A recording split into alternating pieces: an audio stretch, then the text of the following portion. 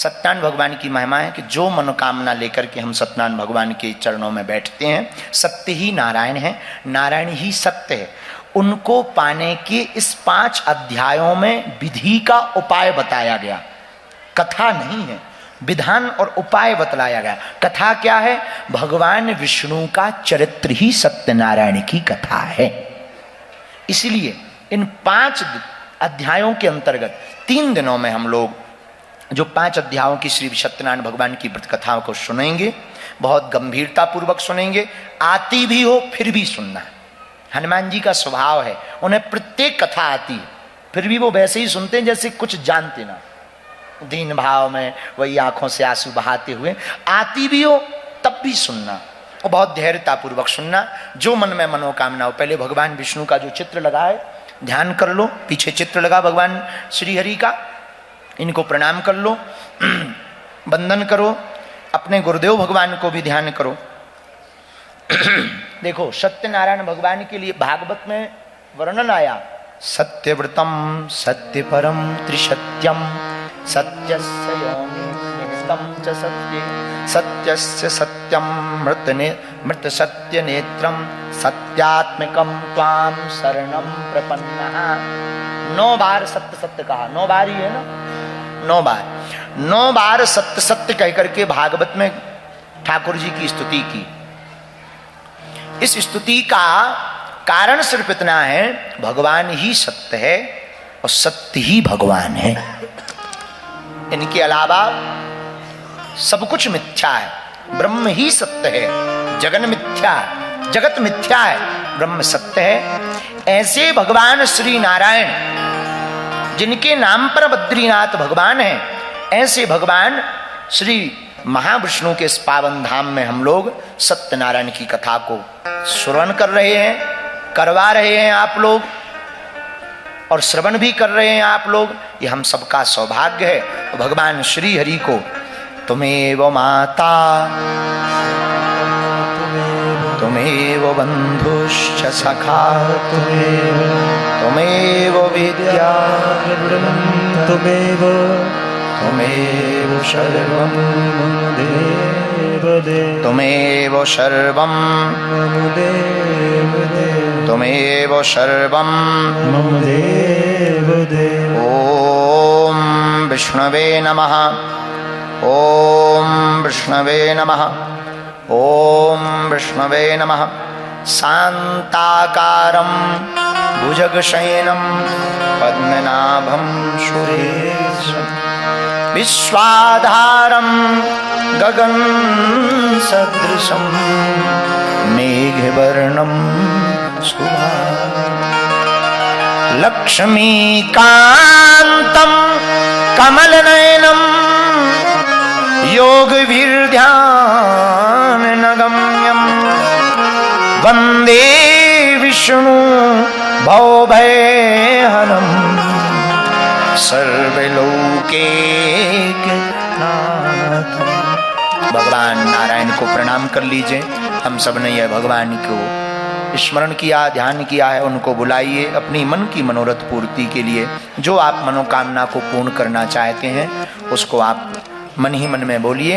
बैठे बैठे आप बिना ताली बजाए हुए गाएंगे, श्रीमन नारायण नारायण नारायण, श्रीमन नारायण नारायण नारायण। वैसे तो यज्ञ चल रही है तो पूजन विधि आवश्यकता नहीं, पर नाम संकीर्तन से सभी पूर्ति हो जाती है, इसलिए गाओ लक्ष्मी नारायण नारायण नारायण, लक्ष्मी नारायण नारायण नारायण। जो नारायण नाम लेते हैं, नारायण नाम लेते हैं, पाप होते सब क्षारायण। हाँ, पाप होते सब क्षारायण। श्रीमन नारायण नारायण नारायण, लक्ष्मी नारायण नारायण नारायण। नारायण नारायण नारायण, सूर्य नारायण नारायण नारायण, चंद्र नारायण नारायण नारायण, श्रीमन नारायण नारायण, श्रीमन नारायण नारायण नारायण।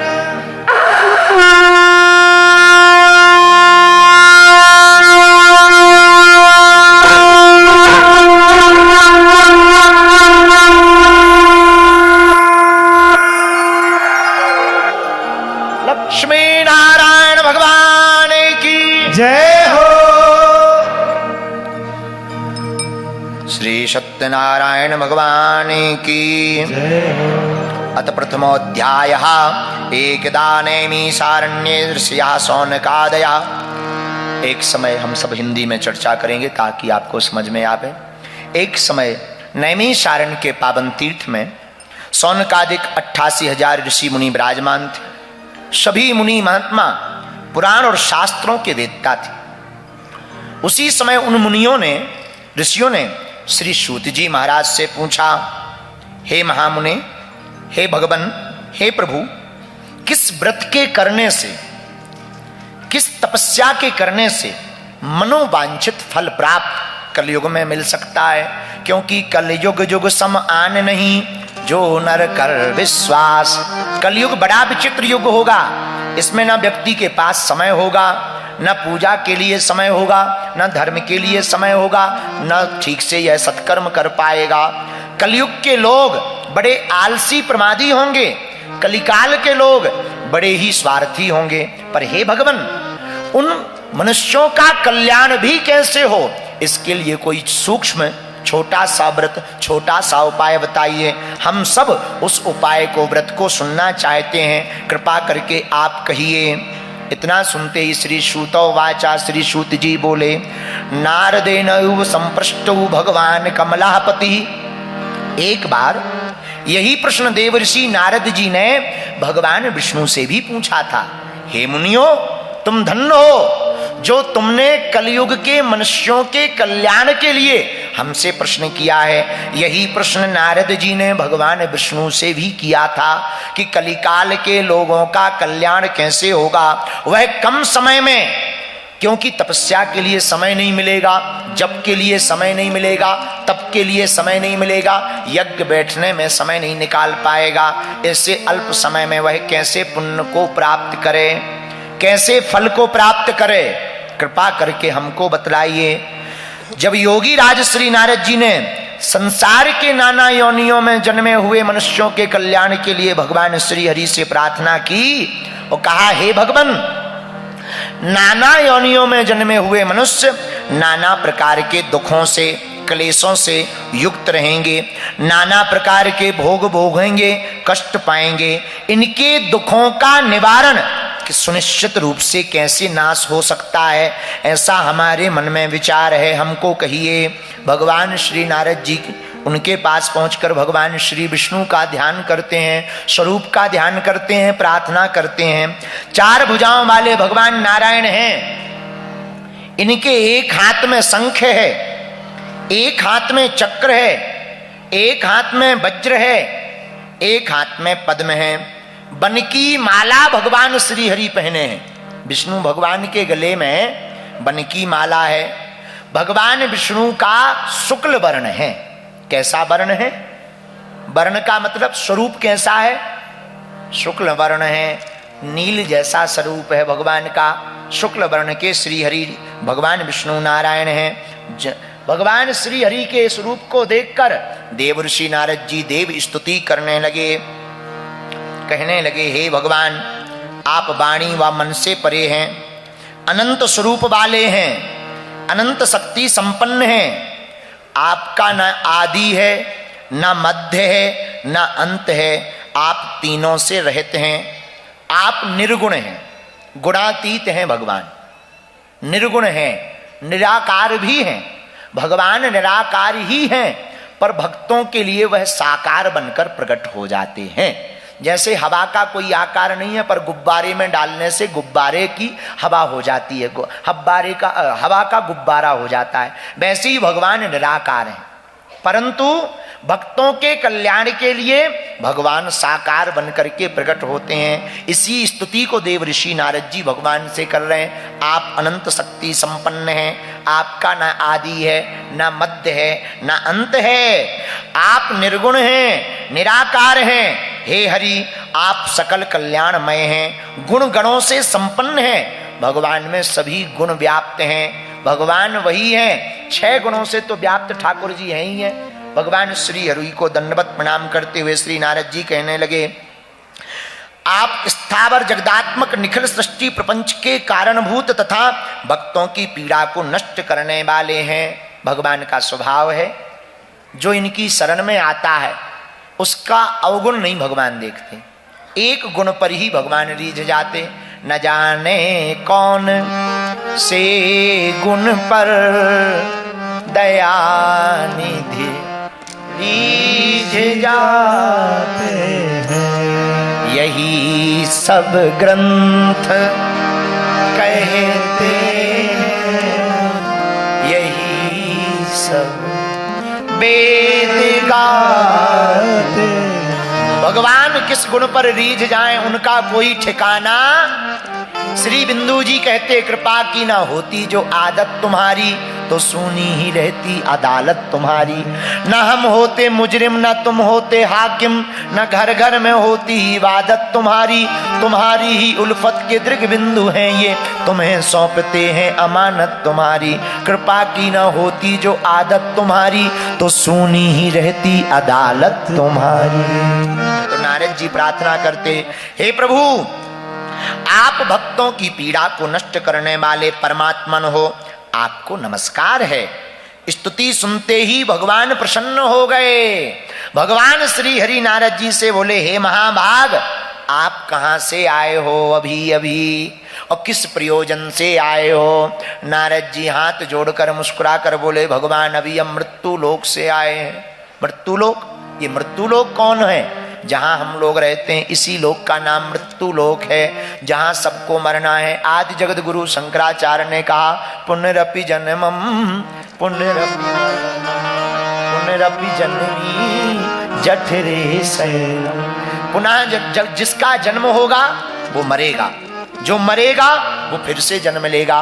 इसका उत्तर रामचरितमानस में भी गोस्वामी जी ने दिया, जो जन्मे सो निश्चय नासा, जो नासे सो पुनः प्रकाशा।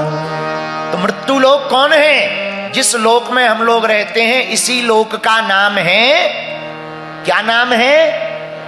मृत्यु लोक मतलब जो जन्म लिया वो मरेगा। यहाँ सब कुछ नाशवान है। संसार का मतलब ही है जो नित्य सरक रहा हो, यही संसार है। इसमें नित्य सब कुछ खिसक ही रहा है। संसार भी खिसक रहा। कुछ या अब कथा के बीच में बोलना नहीं चाहिए, पर उदाहरण देना चाहिए। दृष्टांत कुशलोधीरा वक्ता कार्य है, तो उदाहरण के रूप में बताएं। संसार खिसक रहा, यहीं बगल में जोशी मठ में पूरी जमीन ही खिसक रही। संसार खिसक रहा है, नित्य चल रहा है, इसी का नाम संसार है। तो नारद जी से पूछा, कहां से आए हो? मृत्यु लोक से आए हैं। क्या करने गए थे? महाराज, नाना प्रकार के मनुष्यों को पीड़ा से दुखी देख करके हमारा मन बड़ा दुखी हो गया है। मृत्यु लोके जनः सर्वे नाना क्लेश समन्वितः, नाना योनि समुत्पन्नः पच्यन्ते पाप कर्म भी। महाराज, मृत्यु लोक में अपने पाप कर्मों के द्वारा विभिन्न योनियों में उत्पन्न सभी लोग बहुत प्रकार के क्लेशों से दुखी हो रहे हैं। भगवान बोले, हम क्या करें? अगर वो दुखी हो रहे, जो करेगा सो भरेगा। उन्होंने कर्म किया है सो पा रहे। भगवान आप दयालु हो, दीनानाथ हो, हम आपसे उन मनुष्यों के दुखों के निवृत्ति के लिए कोई लघु उपाय, छोटा सा उपाय पूछने आए हैं। अगर आप वह उपाय बता देंगे, आपकी बड़ी कृपा होगी। इतना कहते ही भगवान मुस्कुरा करके नारद जी से बोले, धन्य है साधु, साधु साधु साधु, धन्य हो धन्य हो। साधु कौन? अष्टादश पुराणेषु व्यासस्य वचनम द्वयम, परोपकाराय पुण्याय पापाय परपीडनम। साधु कौन है? जो परोपकार की भावना से जीवन जीता है, जो दूसरों के हित के लिए जीता है, जो केवल अपने लिए जिए वो दानव, जो अपने साथ साथ दूसरों के लिए जिए वो मानव, और जो केवल दूसरों के लिए जिए वही साधु कहलाता है। तो धन्य है नारद जी। साधु साधु साधु कहते हुए भगवान मुस्कुरा करके बोले, हे वत्स, संसार के ऊपर आपने अनुग्रह करने की इच्छा से बहुत अच्छी और उत्तम बात पूछी है। एक व्रत हम बतला रहे हैं नारद जी, जिसके करने से प्राणी मोह से मुक्त हो जाएगा। मतलब देखो, संसार में जितना भी दुख है वो मोह का है। मोह मूल बहुसूल प्रद त्यागहु तम अभिमान। रामचरितमानस में भी आया, मोह ही सबसे बड़ा कष्ट है। पुराने जमाने के महात्मा अपने गांव में नहीं रहते थे, 100-150 किलोमीटर दूर भजन करते थे, अब मठ बनाते थे, आश्रम। क्यों? क्योंकि गांव में रहेंगे तो मोह उत्पन्न होगा, भाई से मोह उत्पन्न होगा, पिता से मोह उत्पन्न होगा, चाचा से मोह उत्पन्न होगा, ताई से मोह उत्पन्न होगा, फिर कष्ट होगा, वो दुखी होंगे तो दुख होगा, फिर दुख में सम्मिलित होंगे तो फिर साधु में और गृहस्थी में अंतर क्या रह जाएगा।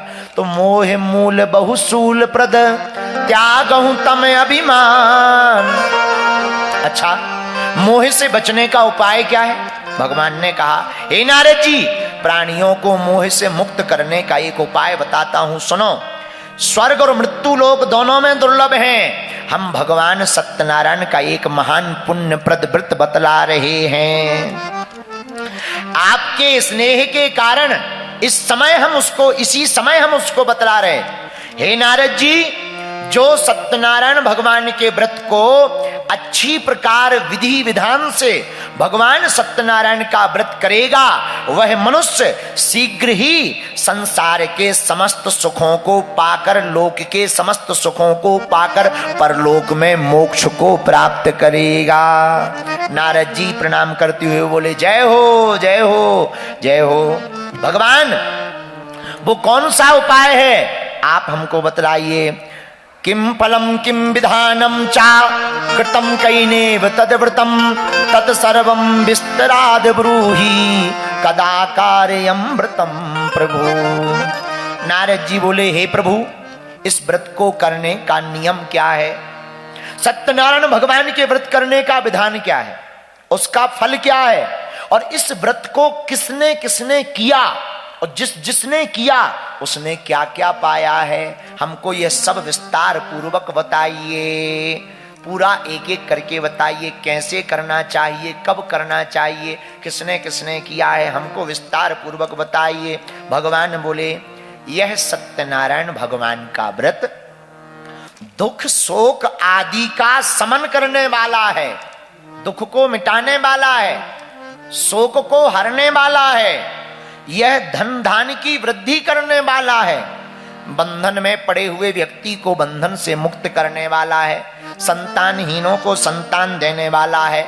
यह सत्यनारायण भगवान का जो व्रत करेगा, सत्यनारायण का व्रत मतलब सत्य के व्रत को जो करेगा, सत्य के पालन को जो करेगा, सत्य पर जो चलेगा, सत्यनारायण की जो चर्चा करेगा, जो सत्य का अनुसरण करेगा, हे नारद जी, उसकी सर्वत्र सब जगह विजय होगी, धन धान से युक्त हो जाएगा, बंधन से मुक्त हो जाएगा, सौभाग्य संतान प्राप्त होगी। जिस किसी दिन भी यह भक्ति और श्रद्धा समन्वित होकर भक्ति भाव से इस व्रत को करेगा, उसकी मन वांछित इच्छा पूर्ण हो जाएगी। जय हो महाराज। कब करना चाहिए? किसी भी दिन। कथा को, सत्यनारायण की कथा करने का कोई भी दिन निश्चित नहीं है। कब, कौन सी तिथि? किसी भी तिथि। कितने समय? इसका समय बताया। बोले कब? बोले जब गोधूली का समय होवे, सायंकाल समय इस व्रत को करना चाहिए। आजकल के जमाने में 8 ही बजे सत्यनारायण की कथा हो के बोले महाराज बहू बेटा भूखे हैं, कथा कर दो। 8 ही बजे पूरी हो जाती है, फिर कहते महाराज हर अमावस्या सत्यनारायण सुन रहे, कुछ नहीं हो रहा, ठटरी के बरे हैं? अरे भाई सत्यनारायण के नियम को तो समझ लो, 4 अंकों का 4 डिजिट का पासवर्ड है, 3 डिजिट बढ़िया डालो, 1 डिजिट गड़बड़ डाल दो तो क्या पासवर्ड का लॉक खुलेगा? जब तक 4 डिजिट ठीक नहीं डालोगे तब तक नहीं खुलेगा। वैसे ही सत्यनारायण व्रत कथा का नियम है, कब करना चाहिए? कभी भी, किस दिन? किसी भी दिन, लेकिन कितने समय? सायंकाल समय, जब गौ के खुर से धूल उड़ने लगे तब सत्यनारायण भगवान की कथा को कैसे करना चाहिए? ब्राह्मणों को बुलाकर अपने बंधु बांधवों के साथ, परिवार के साथ धर्म में तत्पर होकर सायंकाल भगवान के व्रत को करना चाहिए। महाराज इसमें सामग्री क्या लगती है? नैवेद्य के रूप में, इसमें सामग्री में बताया नैवेद्य के रूप में आटा का चूर्ण, आटा के अभाव में साठी का चूर्ण, पदार्थ को जमा कर लेवे। केले का फल होना चाहिए, कल सब लोग केला लेकर के आएंगे और पंडित जी भी यहाँ पर केले का खम्भ लगवा दें तो बहुत अच्छा है। केले का फल, घी, दूध, गेहूं का चूर्ण, गेहूं के चूर्ण के अभाव में साठी का चूर्ण मतलब चावल का चूर्ण, शक्कर या गुड़, यह सभी सामग्री जमा कर लें, एकत्रित कर लें। इसको एकत्रित करने के बाद सायंकाल ब्राह्मणों को बुला करके भक्ति भाव एकाग्रचित मन से कथा के मध्य में, इस व्रत के मध्य में, सत्यनारायण संकल्प के मध्य में मन में विचलितता नहीं लानी चाहिए। मन के हारे हार है, मन के जीते जीत, मन के हारने से हार है, मन के जीतने से ही जीत है। इसलिए मन को एकदम सावधान होकर के हमको सत्यनारायण भगवान के व्रत को करना चाहिए और व्रत पूजन करना चाहिए, ब्राह्मणों की वाणी को मानना चाहिए। जब सायंकाल पूजन हो जावे फिर ब्राह्मणों को भोजन कराना चाहिए। ब्राह्मणों को भोजन कराने के बाद में बंधु बांधवों को भोजन कराना चाहिए। विप्राय दक्षिणाम दद्दात कथम श्रुत्वा जनेशः ततश्च बंधुर्भि सार्धम विप्राश्चम प्रति भोजयेत। कथा की दक्षिणा भी ब्राह्मण को देनी चाहिए। बंधु बांधवों को भोजन करा करके प्रसादम भक्षयेत भक्त्या नित्य गीतादिकम चरेत।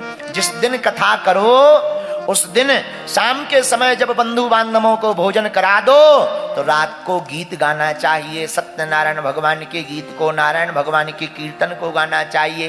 रात्रि जागरण कर सको तो और अनंत गुना फल प्राप्त होगा। रात्रि जागरण करना चाहिए, भक्ति पूर्वक प्रसाद ग्रहण करना चाहिए, नित्य गीत आदि का आयोजन करना चाहिए। तदंतर उस दिन व्रत लेना चाहिए। क्या? आज से हम सत्य पर चलेंगे, सत्य पर ही जीवन जिएंगे, सत्यनारायण भगवान के ही आश्रित रह करके अपने जीवन को सार्थक बनाएंगे। क्योंकि साच बराबर तप नहीं, झूठ बराबर पाप, और जाके हृदय साच है प्रभुता के हृदय आ। ऐसा व्रत लेना चाहिए। सत्य बराबर तप नहीं है, झूठ बराबर कोई पाप नहीं है।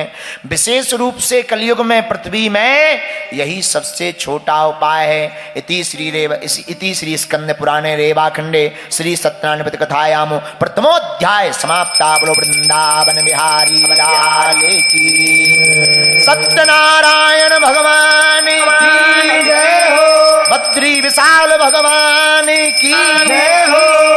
हल्दी चावल तो वहीं सामने छोड़ दो, दक्षिणा हमारे पास छोड़ना।